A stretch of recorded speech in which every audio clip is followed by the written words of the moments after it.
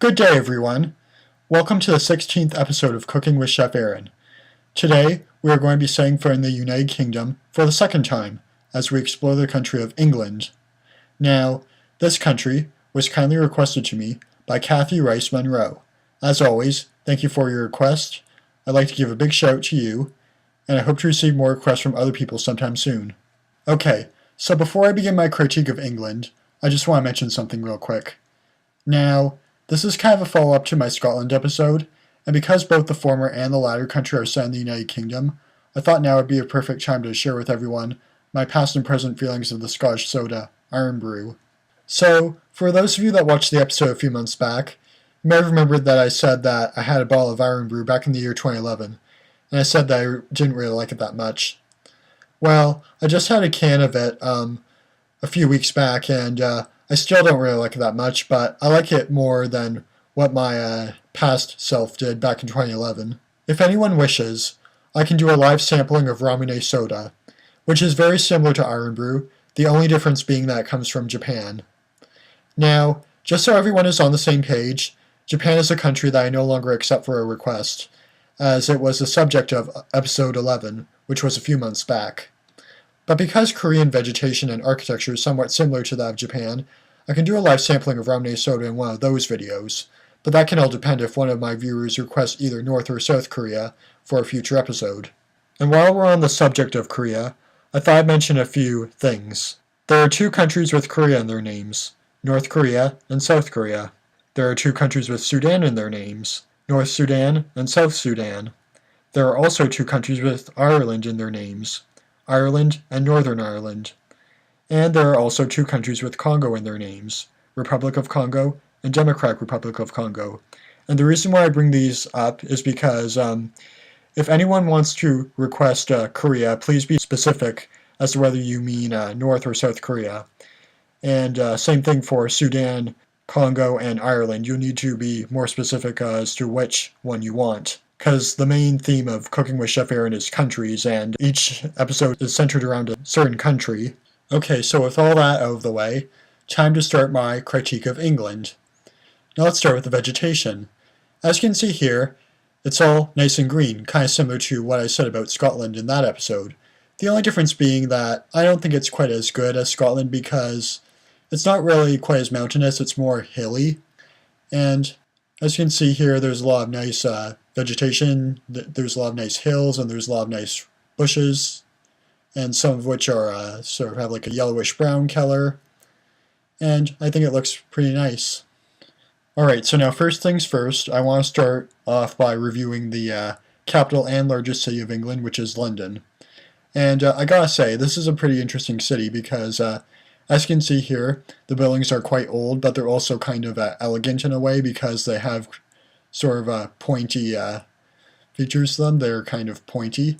And also the clock tower on Big Ben is very nice and tall and has a nice design to it. Even though it's not very colorful, I still like the design of it. It's very interesting. It looks very fancy.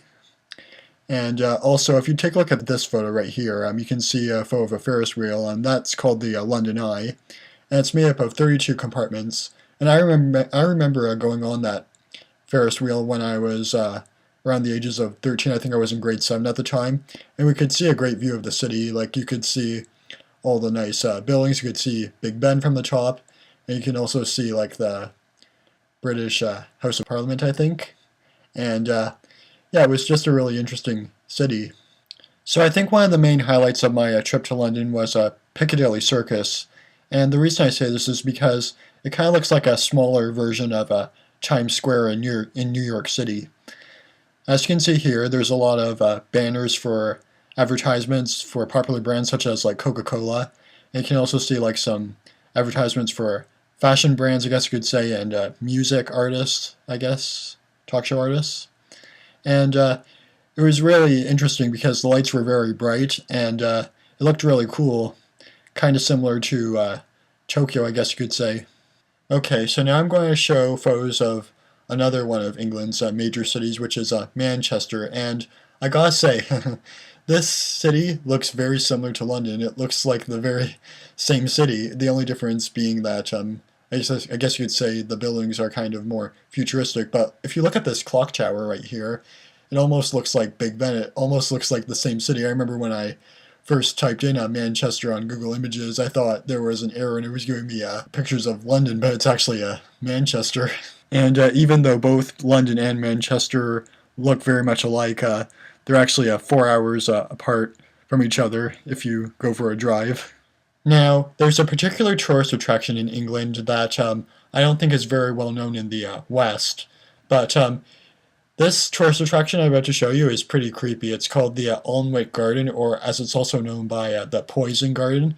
And if you take a look at these signs on the gates right here, it says, "These plants can kill," and you can see like pictures of skulls. And yeah, it also says not to eat, smell, or touch any of the plants as they can harm you. And you gotta keep watch over your children as well. They want you to do that.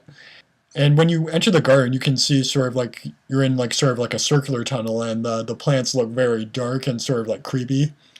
It's a really interesting experience, though I'm not sure that I'd want to go there myself. I don't know if any of you would want to go there either. I know I showed a creepy destination in Mexico, the Island of the Dead Dolls, back in episode 5, but that was a different story.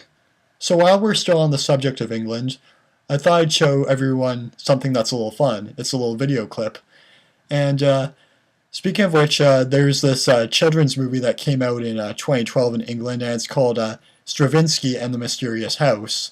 And just recently, there's a scene from said movie that became a viral video. It became an internet meme, and it all features this character. You see the big monster of dough on the right-hand side. I'll show you a better view of it. You see this guy? He's known as the Glub Glow Gabgalab, and he's going to introduce himself to all of you guys. So, Glub Glow Gabgalab, please speak for everyone. I'm the Glub Glow Gabgalab. I love books, and this basement is a true treasure trove.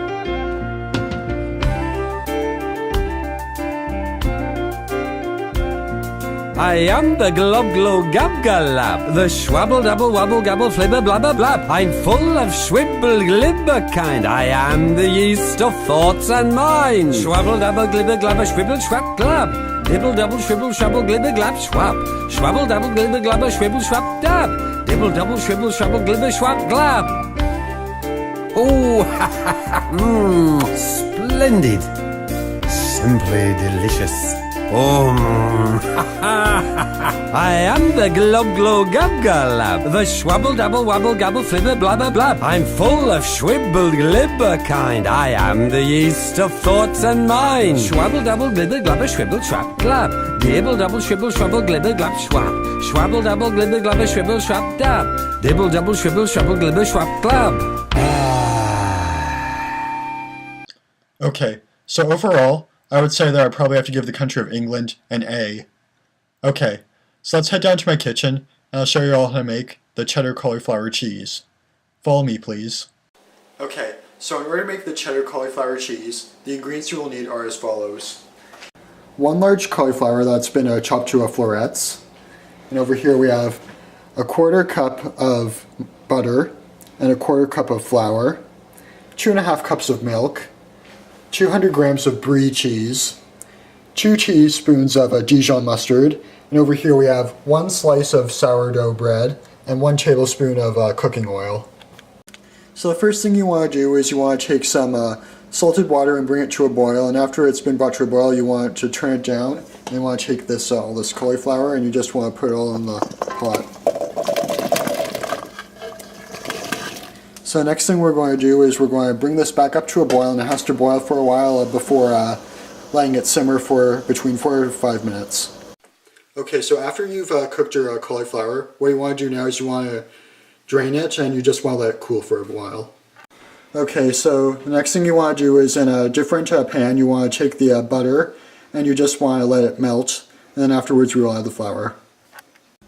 Okay, so now once your butter is melted, what you want to do is a little bit at a time, you want to just kind of wiggle the flour a little bit at a time, and then you just want to whisk it in like this. And then we want to just do a little bit more. And once again, whisk it in. And you just want to keep repeating this process until you're all out of flour. Once you've created your roux, the next thing you want to do is you want to grab your milk, and a little bit at a time you just want to pour a little bit in, like that. And you just want to whisk it all into the mixture.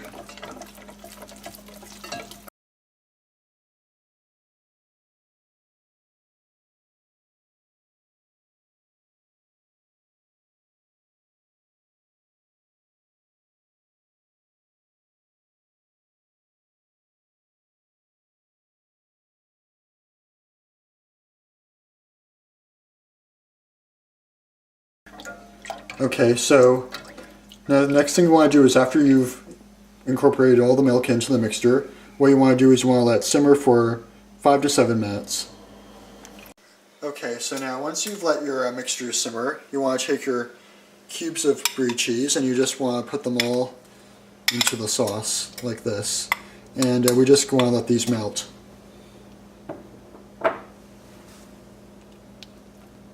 I'm just going to mix these all in, and once these are melted, we'll add our Dijon mustard and we will season to taste. Okay, so now once the cheese has melted, you want to take your mustard and you just want to add it to the mixture, like that. And I'm just going to stir this in for a little bit. And we will season it with salt and pepper. So I'm just going to take like a little pinch of salt. A little pinch of salt. I'm just going to sprinkle it all around. Now I'm going to grab my pepper. And a little bit of that.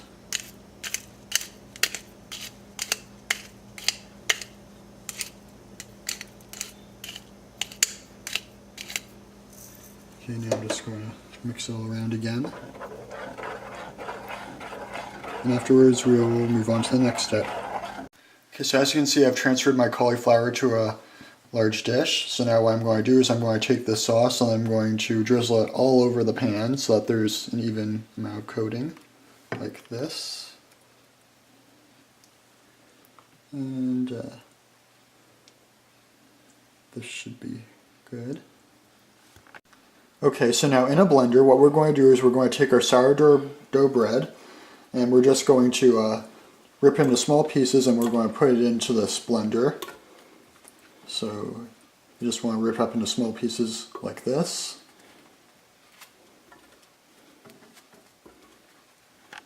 So once your bread is all ripped up, we're going to take this oil and we're going to pour it into the mixture, like that. Then afterwards we'll put the lid on and we'll just blend it for a bit until it's all nicely chopped up.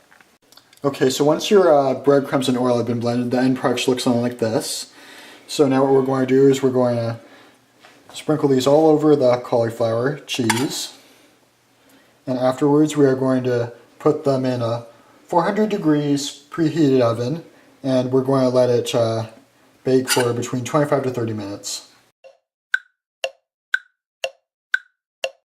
Let's see what I think of this.